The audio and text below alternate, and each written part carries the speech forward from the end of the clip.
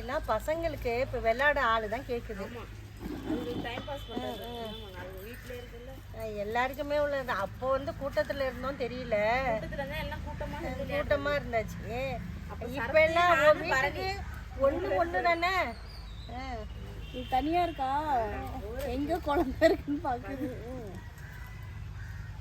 ஒன்றுக்கு ஒன்று அடிச்சிக்காவும் கடிச்சிக்காவும் அப்படியே இருந்துகிட்டு இருந்தது. இப்போ அப்படி கிடையாதுல்ல. இது இப்போ நேரத்தில் பார்த்தா இதாக இப்போ என்னமோ போல இருக்குது. விளையாட யாருமே இல்லையா, யாருமே அவங்க அம்மா வச்சுக்கிட்டு விளையாடுவா. எவ்வளோ நேரம் தான் நம்மளும் விளையாடுறது, கொஞ்ச நேரம் தான் விளையாட முடியாது. அது இன்னும் விளையாடு என்ன விளையாடுறது, அது ஸ்கூலுக்கு அனுப்புறது கரெக்டாக இருக்கும். அதுதான் டைம்.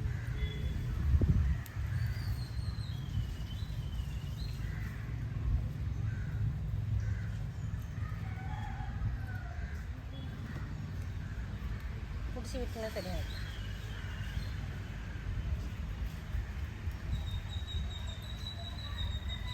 இது ரவுண்டாக தகரம் இருக்குது பத்தியா, காற்றடிக்காத அளவுக்கு அப்படி பண்ணிக்கலாம். அந்த எது காற்றடிக்காமல் காற்றடிச்சா தானே எரியுது. நேற்று நான் பார்த்து அமுச்சிட்டு தானே காற்றடிச்சு தானே அதான் அப்படி இருந்துச்சுண்ணா. நம்ம நிற்கிறப்ப எரியாது, தானே எரிஞ்சிட்டு தானா அது பாட்டுக்கு எரிஞ்சு சுடு தண்ணி போட்டு வச்சுட்டு. இல்லை அந்த தகரம் இருக்குது பாரு, நல்ல ரவுண்டு. அதான் அந்த சின்னையை வந்தால் செட் பண்ணி விட்டுருமா. வராந்தோறும் இதுங்களுக்கு காசு கொடுத்துட்டே இருக்கணும். இருக்கும்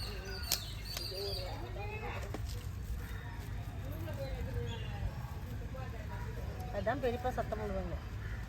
பொழுது போனால் வழக்க ஏற்றுனா வந்துடுறானுல.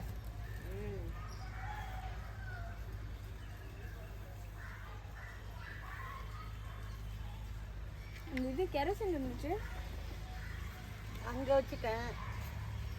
அதை அன்னைக்கு அதை ஊற்றி தான் எரி வச்சேன். நான் அவ்வளோதான் ஊற்ற மாட்டேன். அதை வச்சு தான் எரி வச்சேன். அது அதான் 1 லிட்டர் வாங்கினா 1/4 லிட்டர் காலி ஆக்கிட்டு சித்தி. அதுதான் டக்குன்னு பத்த மாட்டேது. இப்போ அதுவும் தண்ணி இதுக்கு இனிப்புக்கா என்ன மம்மி செய்ய போற இன்னைக்கு? கேவுரடை இனிப்பும் காரமும்.